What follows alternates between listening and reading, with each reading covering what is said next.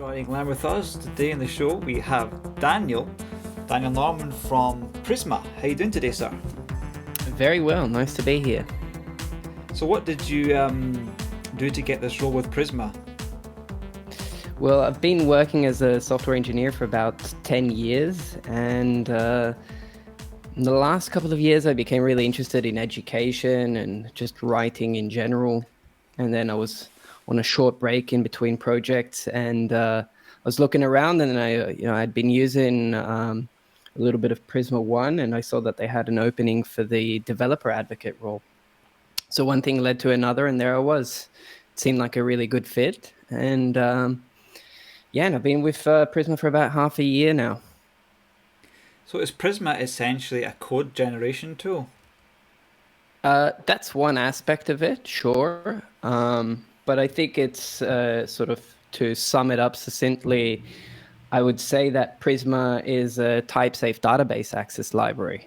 Okay. Right. And what are the technologies that power this library?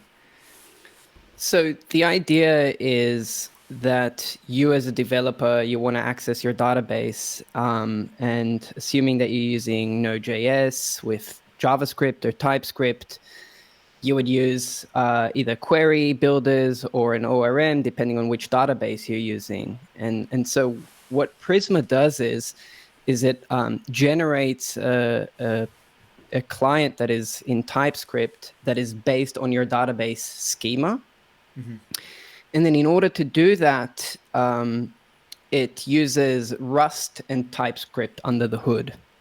So in your source code, you import a TypeScript library. If you're using JavaScript, you can also import it. And under the hood, it will actually start this process that is written in Rust, which is called the query engine. And that will handle a lot of the sort of heavy lifting with regards to the database. Mm-hmm. So what databases does it support deploying to? So the idea with Prisma is for it to be database agnostic and to support multiple databases. And right now we support Postgres, MySQL, MariaDB, which I believe is also wire compatible with MySQL, and SQLite, if I hadn't mentioned that. Wire compatible, what does that mean? So I believe that MariaDB was actually a fork of MySQL. And then the nature of these forks is that they often change some of the implementation details of the database. But by it being wire compatible, it means that it's just using the same sort of communication protocol. So that if you have access libraries that were written for MySQL, you can also use them with MariaDB. And there's obviously other examples of this. There's many Postgres users out there. And I think a couple of years ago, a database called CockroachDB came up. And the idea with Cockroach is for it to be built for distributed environments. And CockroachDB actually has a completely different sort of engine under the hood compared to Postgres, but it is wire compatible with Postgres, meaning that a lot of the same drivers that you would use for Postgres would also work with CockroachDB. I see. So each adapter or connectors for the databases, how much maintenance does it need to? How often do you have to update the connectors so that it works with all the latest versions of the various databases, and how do you decide how much backward compatibility to keep? That's a good question. So usually databases, the way that they're developed is to try to maintain as much backwards compatibility. So the introduction of new features in databases typically doesn't involve breaking changes. So it's very rare that a new feature would break an existing database, but sort of an existing connection to a database. But new features are obviously have to be accessed somehow. So usually that's the kind of thing where upgrading the adapter or the driver, depending on your use case, would allow you to use some of the new features. But if you're using an older version, generally it shouldn't break any of the existing functionality, if that makes sense. Yeah. So in a sense, what I'm seeing is that Prisma is a tool for generating SQL for relational databases. Yes, that's a correct It doesn't support anything observation. like NoSQL or graph database kind of stuff. At the time, it doesn't. There is some work being done on the Mongo driver, but right now the sort of focus is getting all of the relational databases like Postgres, MySQL, and actually supporting a lot of the different functionality that each of them offers. Because that seems like a hard enough task as it is. I mean, it's hard enough just learning one database well. I mean, I spent 1 year doing MySQL, 4 years doing SQL Server, Microsoft, and I still only scratched the surface on all the stuff it can do. Absolutely. And in fact, that is probably one of the biggest motivations behind Prisma. So the idea is to make it so when you're working with a database, really the thing that you care about is your data, how you represent that data, and trying to make that accessible to developers who are building applications without them having to really know all of the details under the hood of the database is, I think, an achievable goal, and a goal that Prisma already achieves to some degree. Yeah, I remember like even the differences between SQL Server and MySQL was like there was so much difference, like the way that you wrote triggers and the way that everything when it came to my SQL Server, which is confusing MS SQL, is like you use the GUI for everything, whereas all the stuff that I was doing for MySQL, I was using the command line, and then there was other tools that came along like GUIs for MySQL, but they weren't as well integrated as SQL Server. But eventually, you just get tired of using the GUIs in these sort of tools, and then I moved on to Entity Framework, and that was just so confusing for me. Like it was just so you had to install Visual Studio, and then you had just so much terminology to learn and things like that. Eventually, I did manage to learn how to use it, but then I moved off from using Microsoft products for a lot of stuff. Went into front end development like full time, but I'm building a little social network with Firebase. But I'm got the Right. back of my head that this stuff could be quite expensive pretty soon if I get a modest amount of users. So the next app that I build, I want to try and probably use Prisma for the back end. Right. Yeah. Do you, I mean, I guess one of the biggest concerns with something like Firebase would be the lock-in that you have to the Firebase ecosystem. And that is not even mentioning perhaps some of the constraints that Firebase has. Well, I mean, the code that I'm writing for Mentor CV, I've basically the front end could be swapped out pretty easily with the back end. All the back end stuff is contained just within. I better be careful I don't show any private keys here because I've just been working on some private key stuff like Firebase backend stuff. It's pretty much swap in place as long as I return the correct data back to the client. It won't break things. So like this How do you unfollow user expose basically that? returns a promise, and then I've got things like return a boolean if add connection works. So this is the only logic that's specific to Firebase here. Is basically I'm getting the auth, and this is the storing the data, which is very concise for what it does. Um, but the way I'm structuring this app, it's all NoSQL based. So like the rationale for storing things is a bit non-relational, like. So basically, I'm having to store duplicate data around it so I can query it more effectively. This is with Firebase Firebase, essentially yeah, yeah, because you don't use the idea of like relations. So you yeah, have a yeah, lot of data that sort of duplicates because you have it nested within a document.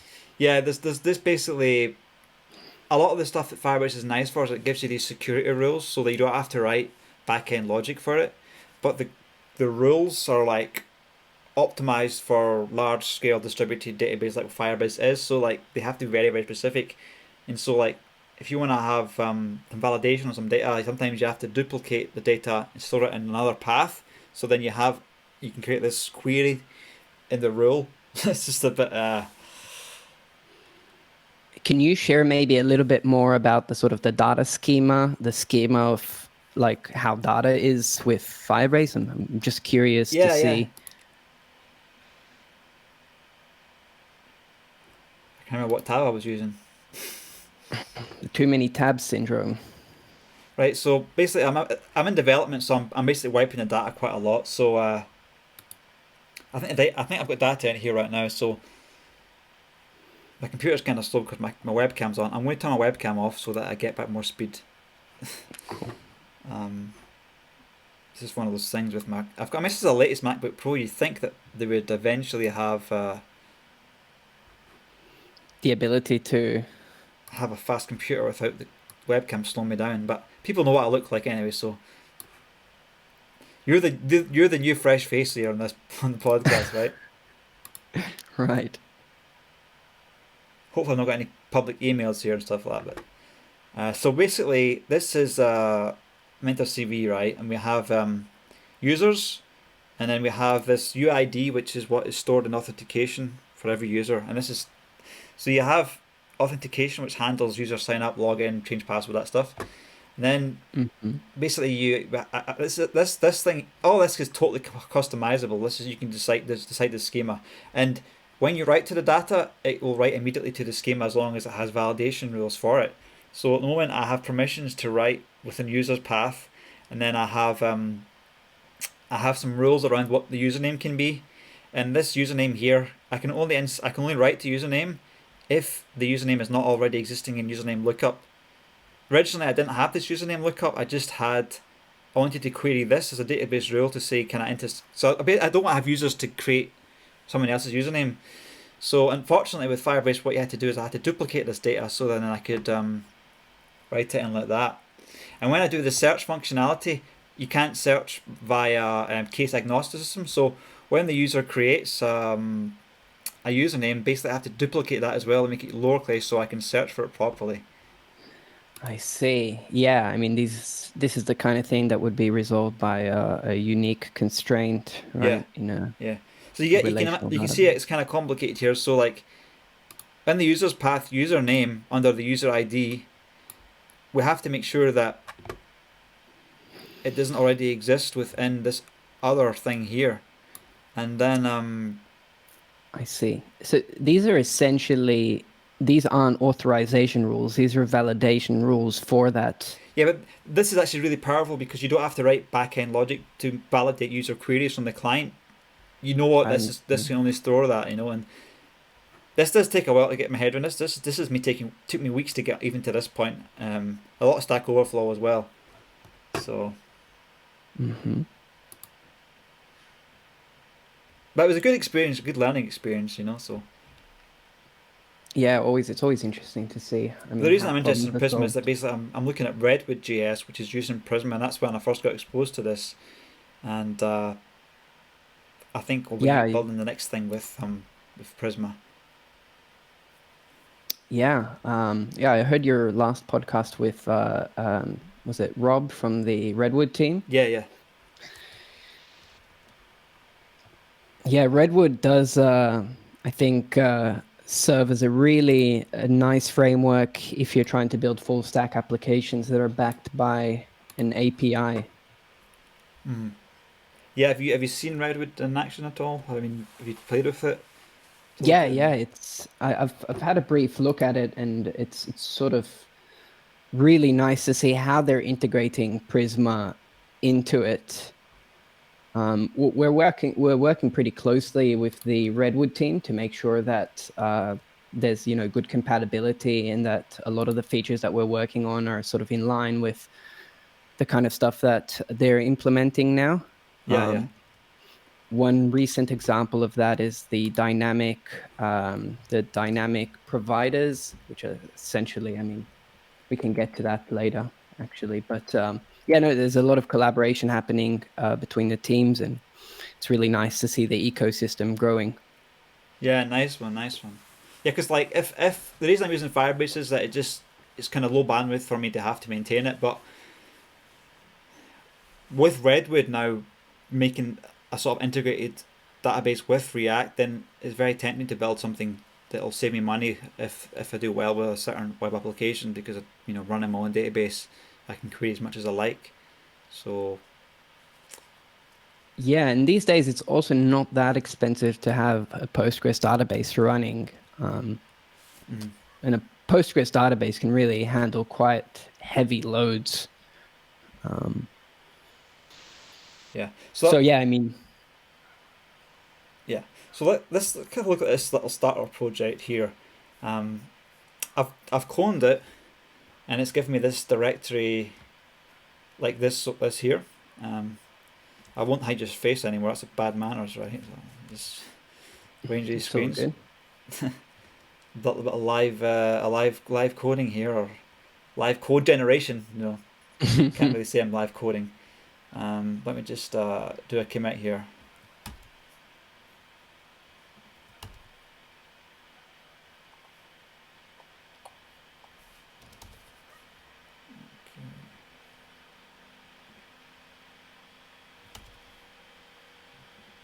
So it's given me.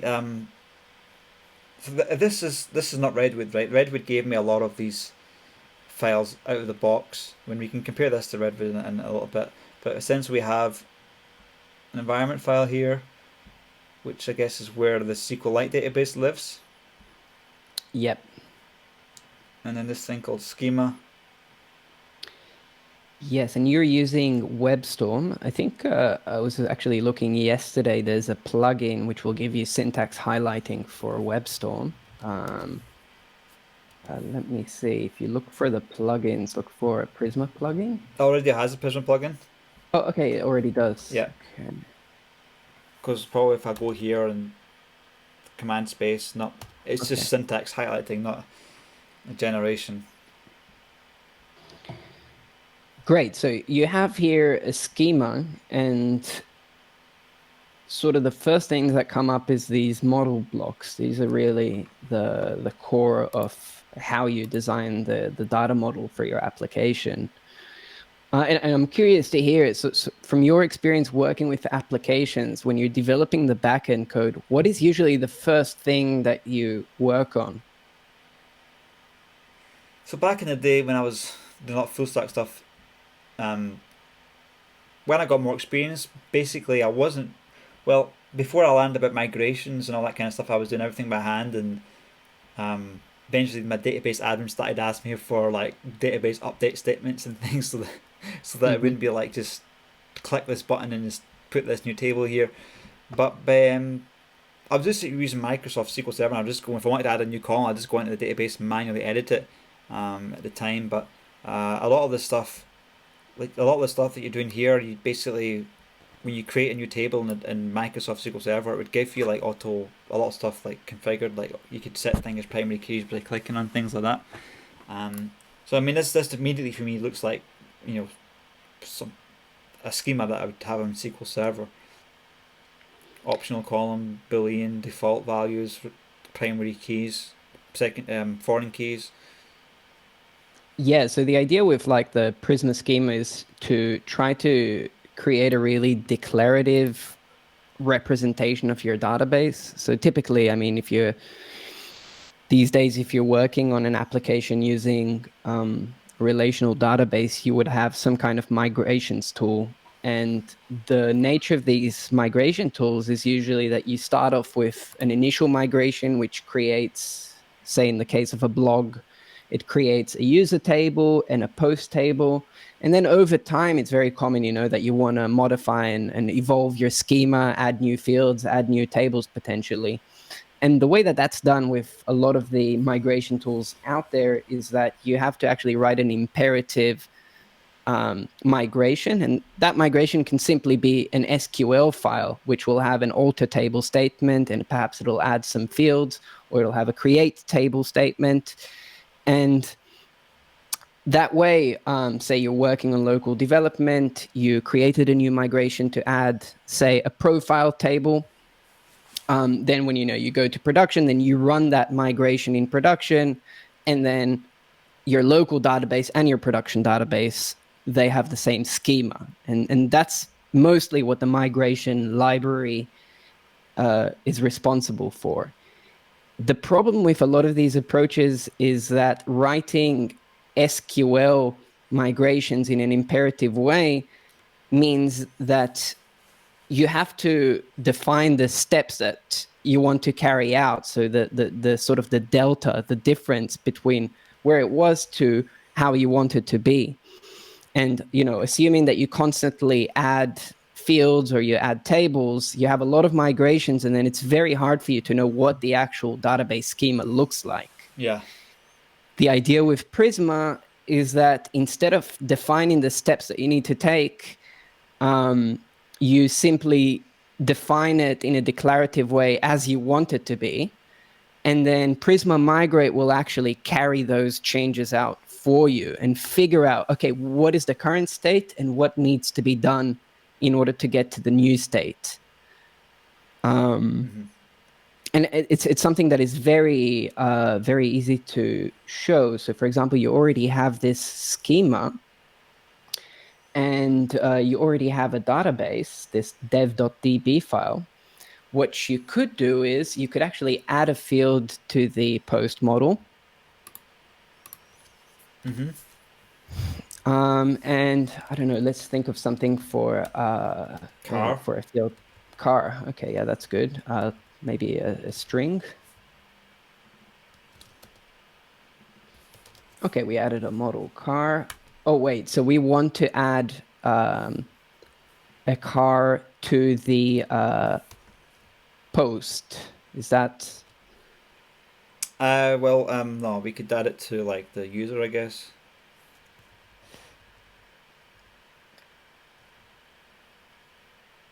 Yes. So the first question that comes up is, what kind of a relation is that? Do we want each user to be able to have multiple cars? We just want to have it to have one car. Okay. So in that case, yeah. Right. And then in the case of that relation, I think you can remove the car ID field. Yeah. And yeah, exactly. So you defined a car field, which points to which is a car of type car, and then the field will be it references the ID, and then exactly. Now I'll just quickly open up. So we have a really nice page which talks about. So, but the question is, so is this a one-to-one relationship? Can a user have a single car, or is it one-to-many? But from what I understood, it's one-to-one. Yeah, one to one. Yeah. So one-to-one relationships are quite controversial in relational databases. There's different approaches, but essentially, if you want to be able to have one car per user, why don't you just add a car field to the user and not have a relation? I mean, there is the approach where you can relate that. Let's say 2 cars then. Okay, great. That would be a one-to-many. And then in the case of a one-to-many, what you would want to do is, for the user, you want to have a car field. And then instead of a question mark, you turn that into a bracket, the same way that the posts are defined. And then you don't actually need the relation annotation there. But you do need that on the car model. So exactly, you can remove that whole block there. And then in the car model, we want to be able to reference the user that it belongs to. So for that, it's usually common to add a user ID field. And then that is what they call the relation scalar. And then that is simply an integer. That is the type of this field.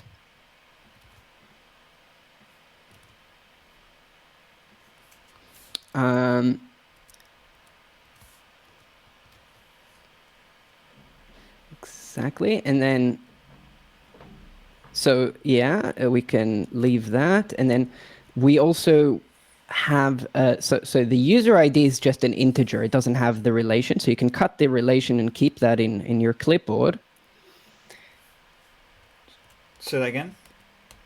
So the best example is to actually look at how the post and the user does it. So we have a model called user and a model called post, and a single user can have multiple posts. So on the post, we have the author field. Mm-hmm. And then we have the author ID. And these are the two fields that are needed for this kind of one-to-many relationship. And you will see in a second why we need those two fields. But the sort of high-level idea is, one, the author ID, in this case, represents the actual field that will contain the reference, the foreign key to the user table. And then the author is actually what we call just a relation field. And that is how you will access the relation from the client. So for example, if you're pulling up posts, you might want to also fetch the authors of those posts. And the way that you would do that is using this author field, which isn't actually represented in the database. Yeah. So then for the car, we would need a user ID essentially field, which would be just an integer, and then a user field or an owner field, which will be the relation field through which we access it through the client.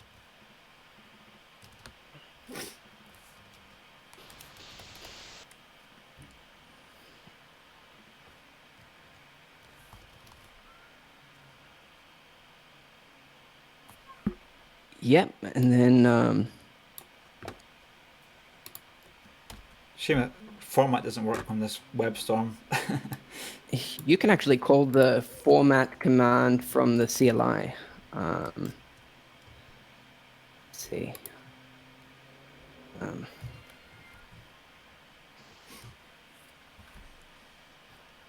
Yeah, so there is a Prisma format command, which you can call, and it will just do that for you.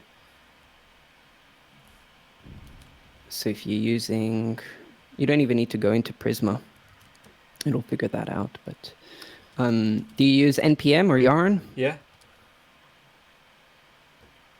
Okay, you might have Prisma. Okay, so in that case, you can just use npx to call the Prisma binary from the Node modules.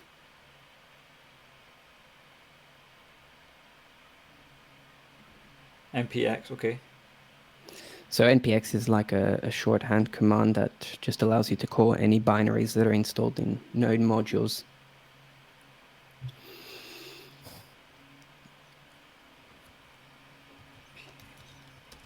Format? Yeah.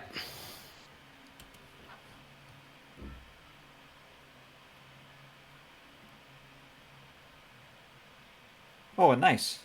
Yeah, and that was it. With VS Code, I mean, the VS Code extension is a bit more advanced at this point. So really, you get a lot of help when you're writing schemas in VS Code. But I can imagine that a lot of that will come because the plugin for the Prisma plugin for WebStorm is open source, and there's been a lot of work on it recently. Yeah. Okay, so database up or something like that, or what is it? Okay, so now it might be actually good to delete the database, the dev.db there, just so we can show the full workflow, assuming that we didn't even have a database. Yeah. So at this point, you created your project, and then you created this schema, and you're like, okay, this is what I want my data to look like. We have users, each user can have many posts, and each user can also have many cars. Yeah. And okay, now we're ready to generate the client. But before we do that, we want to create the database. And for that, we'll use the tool called Prisma Migrate, which essentially you access through npx Prisma Migrate. Now, it's worth pointing out that Prisma Migrate is still experimental. And that is to say that there's a lot of work being done on it right now, but it's still sort of not production ready the way that Prisma Client is. Okay.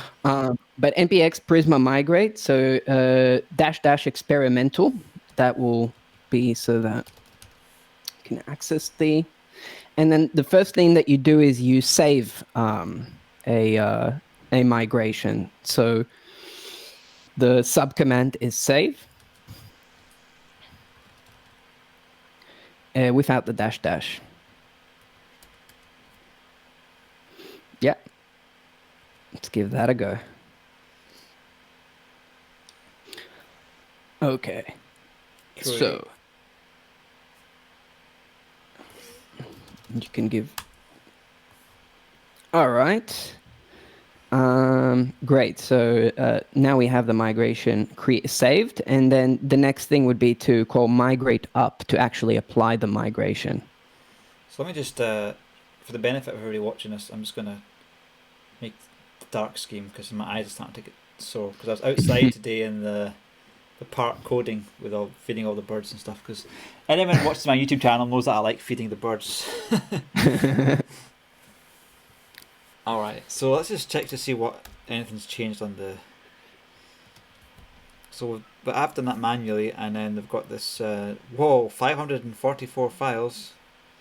Okay, we don't have a get ignore, right? Okay, you might want to add get ignore to the example. Is that to the generate thing? Yeah.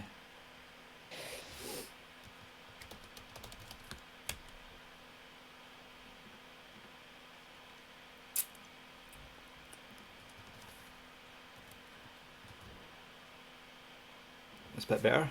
Okay, so we have dev.db, we have a migrate lock. Okay. A readme file. A readme file?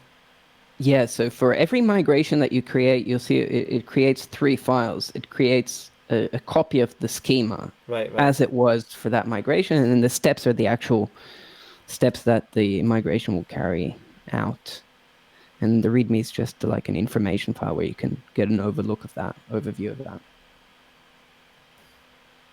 Oh, nice. This migration has been generated by Nikos Katsikanis. You can check out the state of the schema after the migration.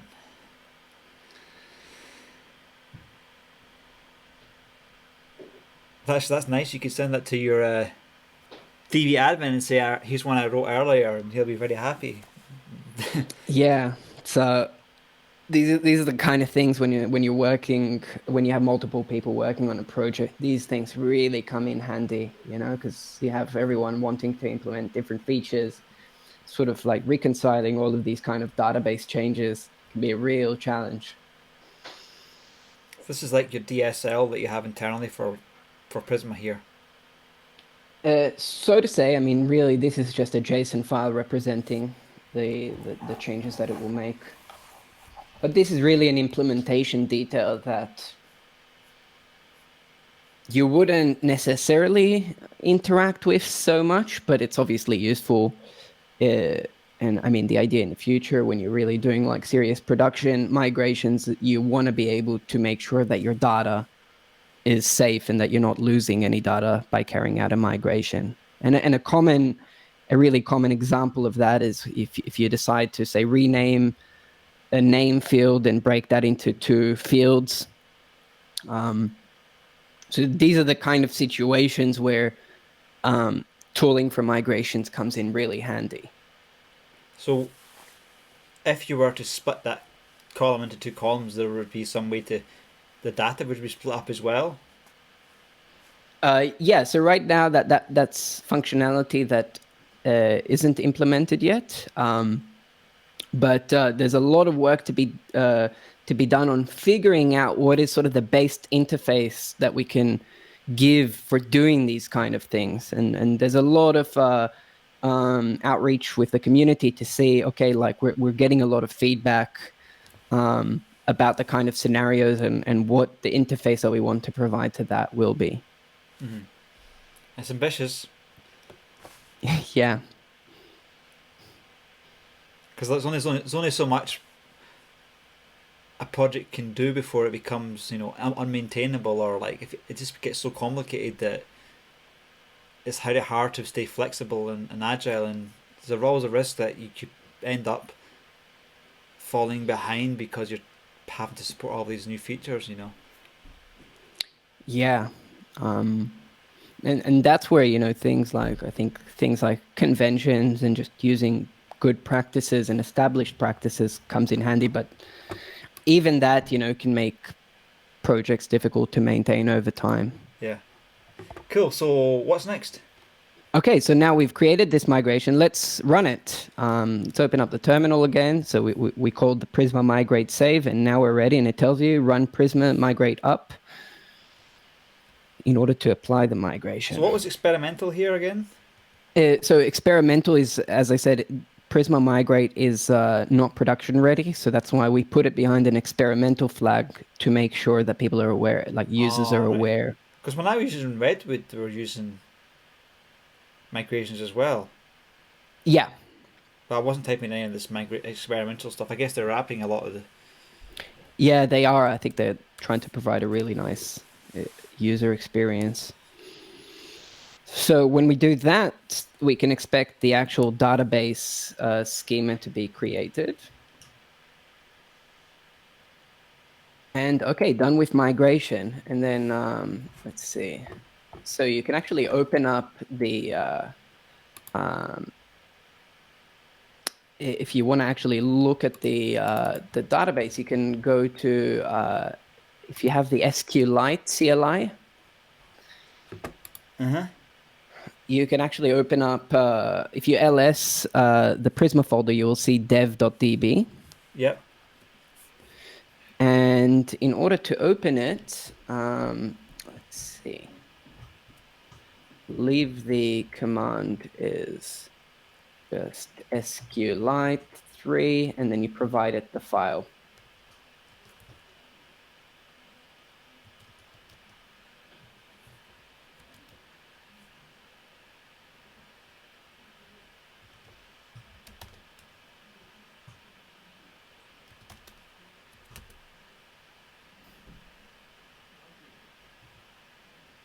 Okay, I've got a prompt here. Okay, and then let's see, and then you can, the easiest way I think is to show the tables with that, is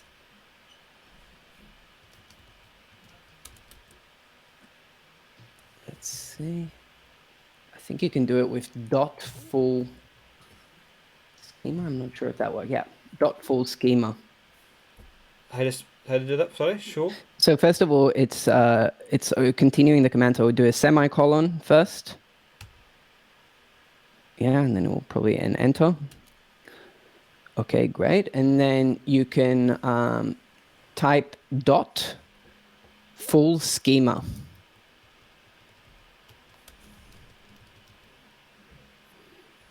And then enter, and then you will actually see that the table has been created. So you have all of these, this user, the car, and the posts table. But that's a bit ugly, right? Yeah. So why don't we get out of SQLite and then we show something a bit nicer? Okay. So Prisma ships with another tool. So I mean, Prisma is really like there's 3 core tools that it comes with. We talked a bit about Prisma Schema, which is used by all 3 tools, but the 3 tools are Prisma Client. This is the client that you would import into your application. And there's Prisma Migrate, which we just used in order to carry out the migration. And then there's also Prisma Studio, which is like a UI for your database. So from the terminal, what you can do is you can go npx Prisma Studio. Okay, we've committed the changes.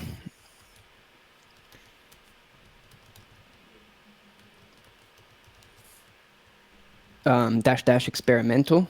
Is it this? What? Prisma? No, it's under the Prisma command. Oh, okay. And then -- experimental.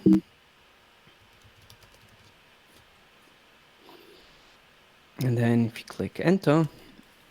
I tried to install something with Brew and some SQLite viewer, but it basically crashed Brew, and then I thought, I'm getting out of this. Because that wasn't. I don't know what it was. Just Brew and just not working. This is horrible. All this stuff here. Which client were you trying to install? Um, Brew. Let me just see. DB Oh, browser okay. for SQLite or something. Right. Hmm. Well, the good news is, so this Prisma Studio, it doesn't matter if you're using Postgres, MySQL, or SQLite.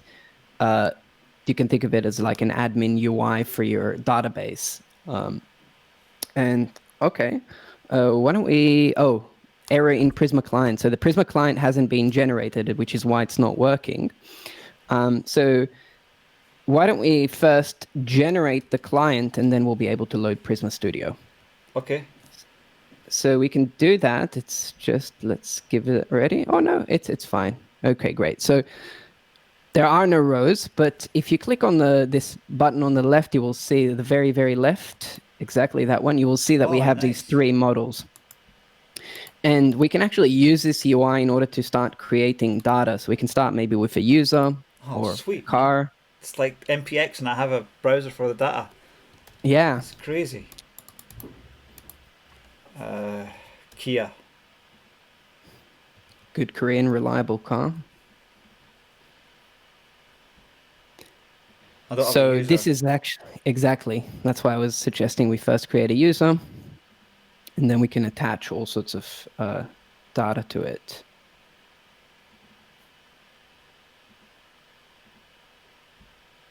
Why don't we? Oh, okay. Maybe try to, if you go to the bottom, try to dismiss or some Refresh of the the page. change. Yeah. I'm good at breaking things. It's the best way to learn. Unrecognized model. All right. Let's discard the changes that we started making. Ah, okay, yeah. Okay, and then we start off by creating a record. So we're in the user here. Yeah, and then we can start filling out the email, the name. Is it valid? Is this validated somehow? No, this isn't validated. Ah, okay. Then just write this. Car. I mean, it's validated against the database types essentially, but the database doesn't have an email type. So Right. Okay. Save changes. yeah. And okay, we've got a user. Now we can go into the cars and actually start adding cars associated with that user.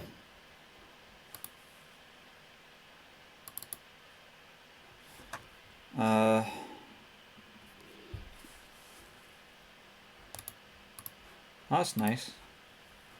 And there you go. And it already filled the user ID, and you can give it maybe a type. So car is anything, right? So yeah. Yeah, this is really up to you to decide. And then you save the changes. And it also saves the second one, which is empty, which is okay. I mean, you can delete it or you can... Oh, sweet. That's slick. Yeah, now here's the really nice thing. If you go on the top left, you have this sort of, yeah, right next to that, you have that. And if you go into code mode, what you will see is you will actually see the Prisma client command that you can use inside your application.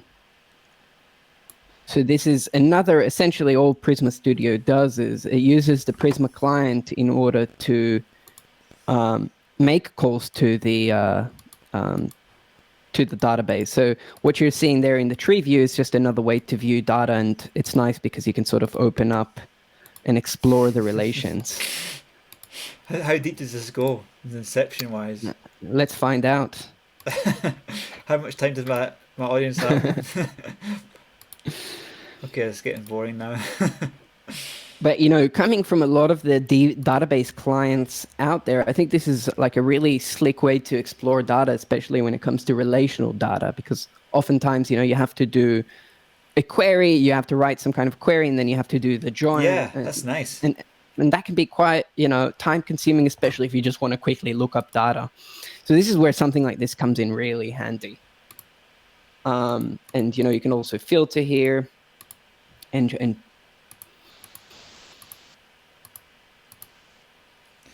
So cool. So what next? Okay, so we've looked at migrating. We've created a database. We've explored some of the data. We've inserted some data. Let's look at the actual code to interact with the database.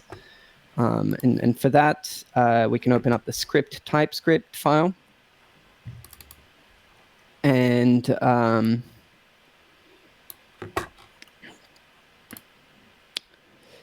yeah, so inside the main function, we can start there, and we can actually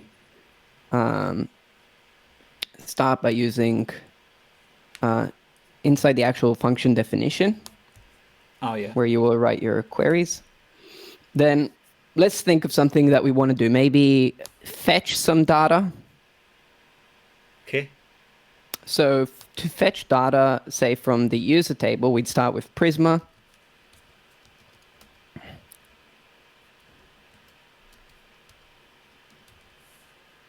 Okay. Dot. And then this is where it really becomes nice. So because what happens behind the scenes is that Prisma actually generates No way, man. a client. That client is tailored to your database This is schema. legit. So if you go .car dot, I don't know, say .find, or you know what, let's create a car first. So, okay, you have all of the functions. And in order to create a car, we'll use the create. My computer's struggling, man. Yeah. And then we'll open up an object. And then there you go. Oh, you saw that? You had 3 fields. Maybe we can talk about the 3 fields. So data, that will be the actual object that will contain the data that we want to create. So here we can see we get the owner. And then the owner, remember, is a relation. So in order to, you know what, let's start, before we start with the owner, let's start with the type of the car, because that's just a simple string field. And then we'll do the owner part. This is like a node or a front end script we're writing here. This is a node script. Right. Okay. This is, yeah. So what did we have? Yeah, exactly. Type. And then here you can just pass a string. Now, okay, that's a nice car. And then now we're ready to connect that car to an existing user, or do we want to create a new user as part of this query? Yeah, existing user. Okay, cool. So first of all, we'll start by inside the object. So it's inside the, yeah, exactly, inside the data object. The name of the field is owner. And then for owner, we'll pass it an object. And then you have 2 options. Essentially, you can create an owner or you can connect an existing one. And then connect will actually, you can pass it again another object. As a property or a function? Yeah, as a property. You mean like this? Yeah. Alright. And then an object, you open up an object. It sounds like countdown. Have a consonant? Can I have a vowel? My granddad loves to count down. What's the shortcut with WebStorm for autocomplete? It's To like open up this command space. Oh, it's the same as it. Oh, there you go. So then you see how you can connect now via the email address that you use or the ID, and that's completely up to you.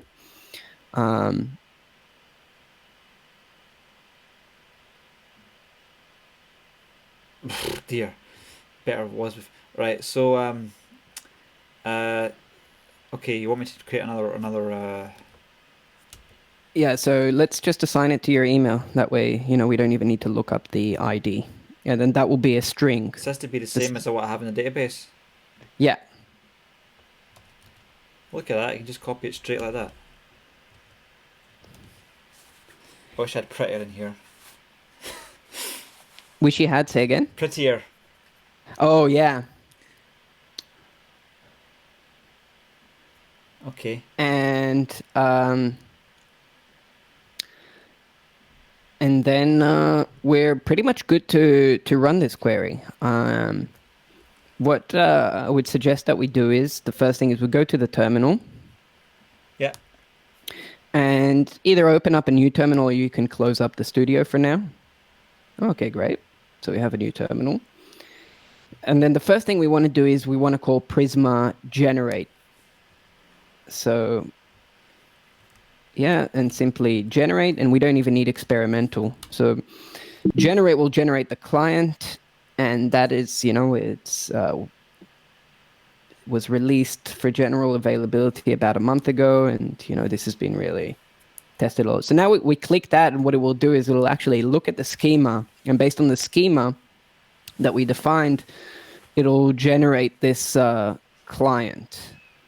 And at this point, I think we're ready to run the application. And we can do that because it's a TypeScript file.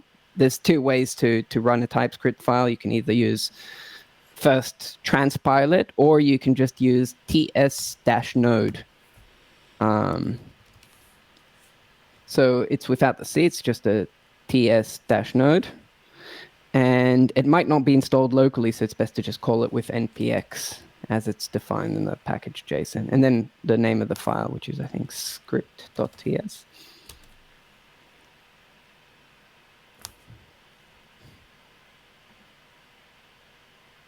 Okay, that ran. We didn't log anything. Now let's open up the studio again and see what we have there. The studio? Yeah. So if everything went well, what we expect to see now when we reload is we expect to see another car. And that car should be linked to this user. Did that code actually run that function main? Yeah, it should have. We didn't log anything, but why don't we try reloading it here? And then we'll see.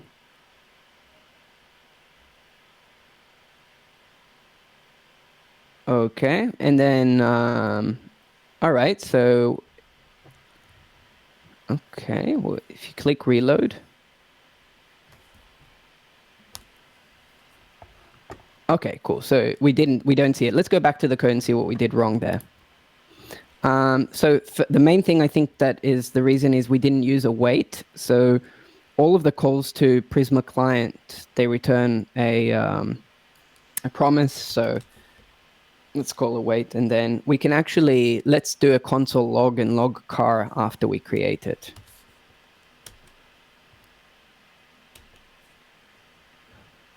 Okay.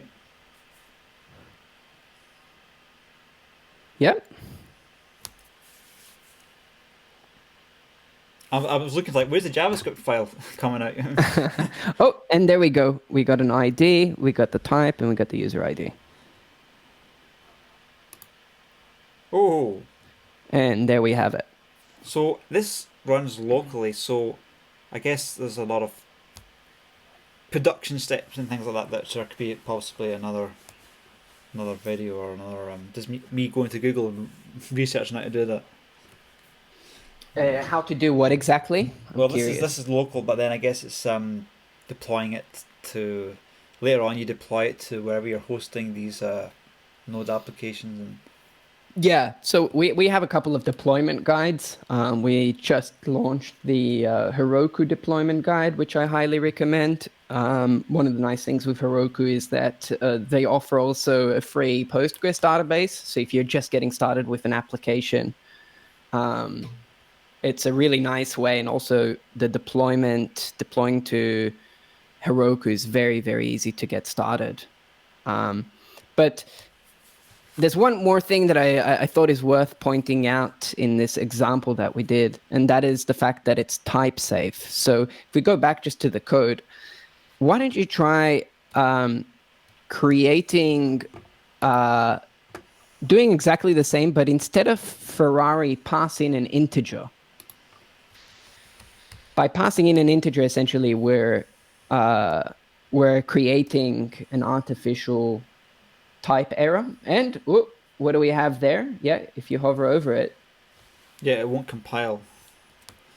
Yeah, and that is really, that type is derived from the Prisma schema.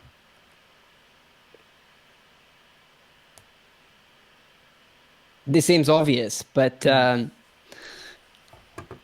I don't think there's any database access libraries that provide this kind of type safety without having to write the types yourself, like manually. Yeah, yeah.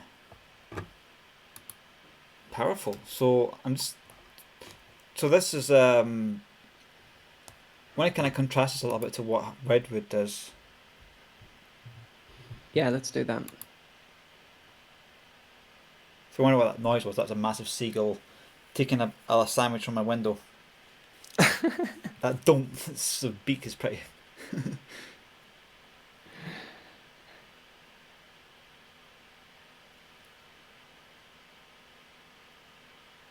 So Redwood is that's Node, but Redwood is generating stuff that's front end tying into GraphQL and all this kind of stuff. So, but Yeah, we can talk a little bit about that. But I mean, the idea with Redwood is you have a backend and you have a front end. The backend serves a GraphQL API.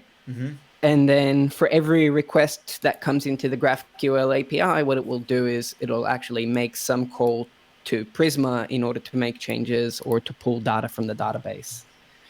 So you can think of it as like, okay, so you have Prisma that provides you access to the database. That only happens on the backend. And then in order for the data to be accessible to the front end, it has to go through GraphQL. So in a sense, what you've shown me is about maybe 50% of what Redwood is doing, but then Redwood is exposing Redwood is exposing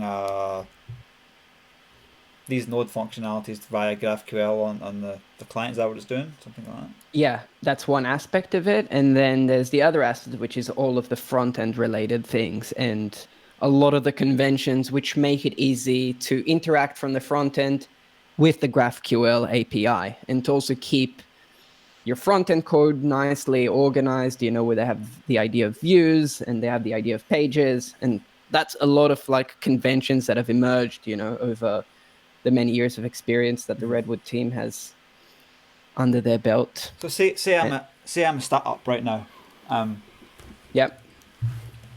and I want to build a front end application with Prisma database. Why would I choose Redwood versus this Prisma by itself? Oh, that's a great question. So the first question that comes to mind is, how do you want to build your front end? Because Prisma has no opinions on that. Yeah.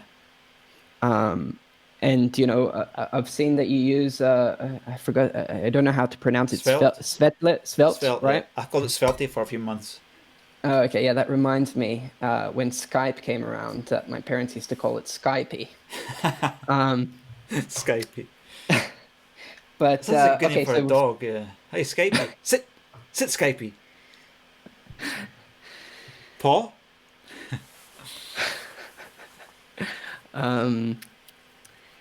Yeah, so say you wanted to use Svelte in the front end. Essentially, if you were building a front end with Svelte, you need to somehow pull the data from your backend. And you might want to build a GraphQL API that uses Prisma under the hood. That's one choice that you can make. Or you might want to actually implement just a really lean REST API. It really depends what you're trying to do and how important it is for you to have a GraphQL API.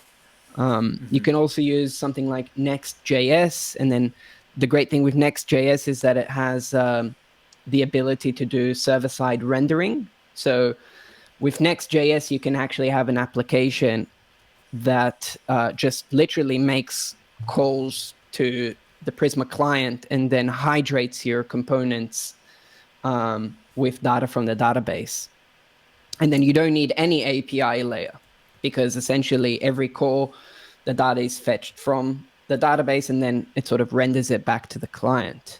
And then so far we mentioned we have the GraphQL option. You could build your own REST API with Prisma. You could use something like Next.js, which has server-side rendering. And then the fourth option would be something like Blitzjs. So Blitzjs is somewhat similar to Redwood in the sense that it's an application framework for building applications that doesn't require you to write an API.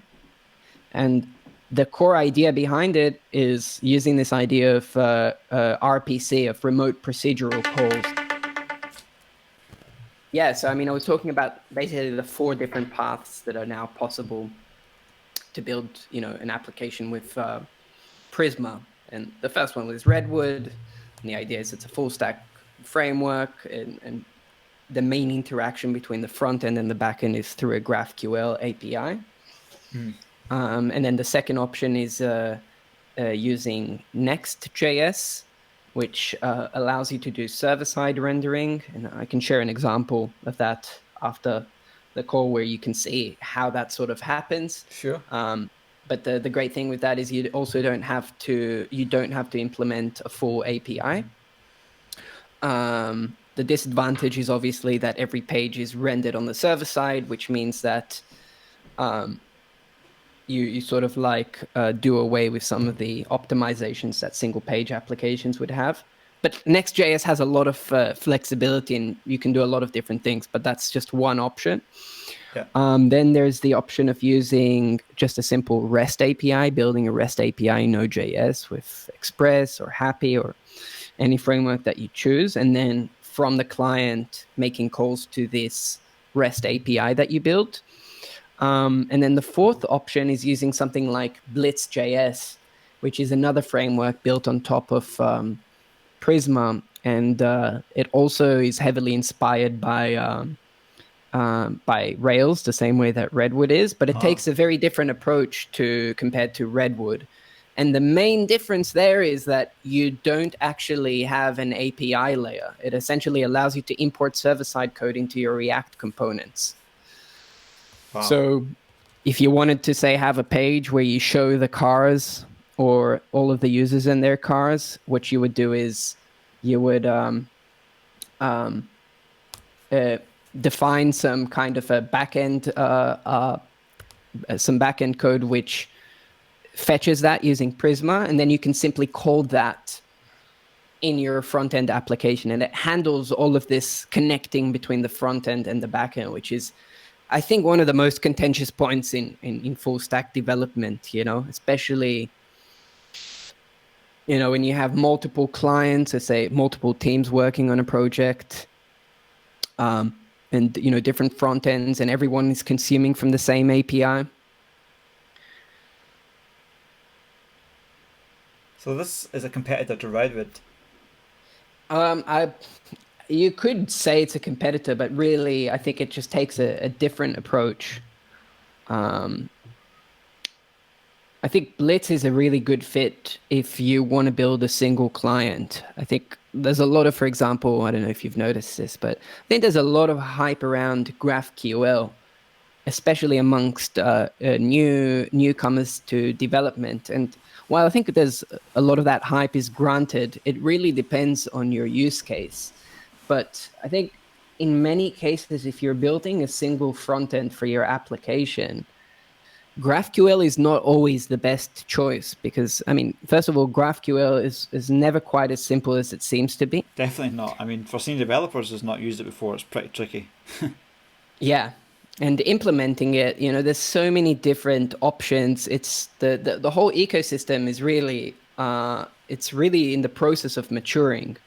And so for many applications, especially if there's only a single front-end client, it doesn't always make sense to build a GraphQL API, especially if you just want to pull some data from your database and do some simple interaction with the database. And I think Blitzjs fits into that category very well. So is this, somebody said here that Redwood needs an API server with client-side data fetching. Blitz totally eliminates all that, letting you build modern React apps where all the data rights are server-side, but at the same time you get the full SPA experience. What? Yeah. Yeah, we had we recently hosted an online conference called Prisma Day, and we had the author of Blitzjs and also Tom Preston Werner, the author of Redwood JS. They both gave a talk, and I mean, I think both are great frameworks. It really depends on what you're trying to do, and also in many cases, if you're familiar with something like Next.js, there's a lot of the overhead for starting to use Next.js with Prisma is very low. I think like looking at what we've done today, we've already covered, I would say, a good 50-60% of what is out there, and a lot of the rest can be learned by just exploring the API. You have this auto completion in when you're using Prisma, and there's a lot of extensive documentation. So it's really, I mean, for me, like just using this auto-generated client from the perspective of a developer is something that is really refreshing to see. Mm-hmm. So you say auto-date client, you're meaning the Node stuff here. Pardon? When you say auto-generated client, you mean the Node code or the Yes, I mean the Node code. that interacts with, right? So like in the Redwood example, the actual Prisma stuff is like just one folder within this API thing, and then everything else it seems like they've built just functionality with the Node tools and then GraphQL. Yeah, that's because, I mean, essentially you have to implement this whole GraphQL layer, which accepts HTTP requests, parses the GraphQL query, figures out what kind of a query it is, and then find the correct resolver. And there's a lot of overhead to that. So, I mean, I think they figured out a really nice way to organize a lot of that with services and so on. But it's a lot of code to maintain and could be brittle at some point and yeah, I mean, the hope is that sticking to conventions can help with that, but it is, as you said, it's more code, and it's really up to to you to decide. Okay, do I really need GraphQL, and do I want to go down this route? because like So in here there's like you have to know a lot about to maintain this stuff. You have to know about GraphQL. And you have to know about you have to trust that the Redwood code is going to do all the stuff well as well. As well. That's comparing it to what I'm doing with like MetaCV. Okay, I'm depending on Firebase, but the functionality I'm using, this is all client-side logic based on rules that's in the Firebase backend. It's really easy to maintain. It's not. I have to think a lot about it. I've got some cloud functions that are doing some basic on triggers of users, sending emails, that kind of stuff. But can you share a bit more about how you fetch data in your Svelte app from Firebase? yeah, so there's some stuff that's called the admin commands, which you don't have access to on the front end, so you have to have a cloud function for that. So that's just a case of creating a REST express REST endpoint and then calling the Firebase admin. But that's the same API as the local one, except that you're bypassing all the security rules. But and this in terms of all the data access that I'm doing is just in this file here. So for example, I've got a command called search, and this basically we create a reference to Firebase database, and then we have the path here, and then we're just doing some ordering by, and then we're just getting the value out. And is this running on the front end? This is front end code, yeah. I see. I think I think that speaks for the great sort of experience that Firebase gives you. I mean, with all the reservations about using a schema-less database, Yeah, I think being able to just fetch your data in your front end is a really powerful idea. yeah. Basically, I implemented search from application in one day. I basically wrote this function, right? I googled around to find out what exactly I had to do to get this. I duplicated the data, then I looked around for like libraries for drop down widgets, and then I found some Svelte library that had like 2,000 lines of code. I thought, forget that, and I basically wrote 13 lines of code, and basically that did most of what I needed to do for a drop down. So basically, I have this thing called search string, search result, user closed, and these are variables. And then when the user hits on key up, we do a search, and then the search result renders the div that has the data here. So basically, if search result, if there's a search string, and if the user hasn't pressed user closed, we show this div that's absolutely positioned next to the search box, and then we have a bunch of anchors which get routed back to the user profile. One day, no back end logic or nothing, and I mean it's not really. I guess it can't be that simple, right? But it can search up to, I don't know, maybe 100,000 users. That's all you need for a search. Like look at LinkedIn search. You search and usernames done, or Discord. It's basically just searching display names. Yeah, that's pretty nifty. I think the closest you could get to that is with something like Blitzjs, where it's essentially you define the logic for how you want the kind of query you want to do with the database, equivalent to whatever you do with Firebase there. And then essentially you just call that from your front end, and you render the results. And I mean, the only motivation to do something like that with Prisma, or one of the core motivations, is how important is type safety and having a rigid schema is to you. Yeah, I mean, for me, rigid schema is important if I don't have things like foreign key or imprint, like things like that. But with like Firebase rules, you can sort of enforce a lot of like stuff in a database. That means that if something goes wrong, you'll get an database error pretty quick saying you shouldn't do that. I mean, this is the first application I've built with Firebase, so time will tell. The next one I build, I'll probably use Redwood or Riot. I've not used Next.js. If I may ask, why? Why what? Why not? Why not what? I thought you would use Riot or... I'd probably use Riot or Redwood, and because I just think Firebase could get quite expensive pretty quick. And I'm kind of locked into. I don't want to build all my stuff with Google Firebase and then be stuck. Yeah. And I want to also learn how to use these other tools as well.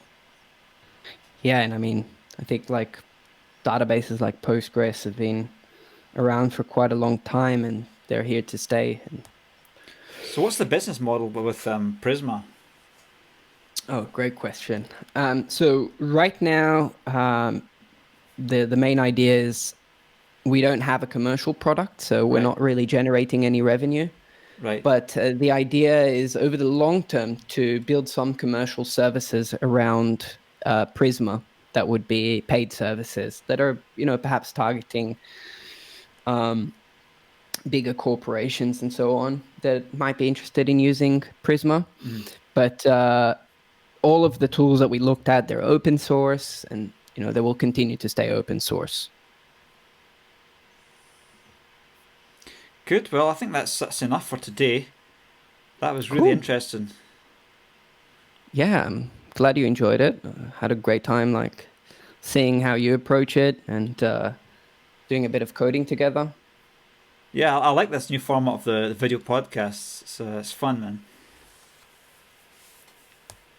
So what's next for you then? Well, we are also working on creating a lot of content inside the developer relations team at Prisma. So trying to create a lot more content to showcase integrations with frameworks, and do the job of explaining what it does and what value it brings. And that's mostly developer relations. And besides that, we've recently made our roadmap public, and as part of the roadmap, we'll be targeting a bunch of things. One of them is expanding the querying capabilities of Prisma clients, so being able to do. We recently released the ability to do aggregate functions, so calling sum, average, these functions. And besides extending the client functionality and the querying capabilities, will be targeting new communities, and there's sort of like two ends to that.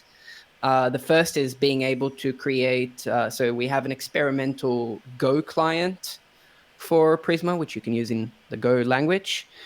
And then also targeting more databases. So there's some good work being done on the Microsoft SQL server, being able to use MS SQL as a data source. And the main thing is also Prisma Migrate, which is in full force right now. Mm-hmm. Oh, you got 12 million quid here. Let's see, $12 million. Yeah, that was a Series A. Yeah, it's crazy. I mean, just looking at the last couple of months, seeing the funding that a lot of companies in this sort of cloud and developer tooling got, and I think 2020 is quite a significant year in many ways. There's a lot happening, and I think one of the key things that we're seeing is, how technology facilitates a world that is changing so rapidly, and I think that speaks for a lot of these investment rounds that we're seeing. Cool. Okay, Daniel, thanks so much for your time. Thank you so much for taking the time to look at Prisma and for this conversation. Yeah, thanks, Ruth. Okay, everybody, that was Daniel Norman from Prisma Developer Relations. That was another episode of Learn With Us video format. So, until next time, see you all.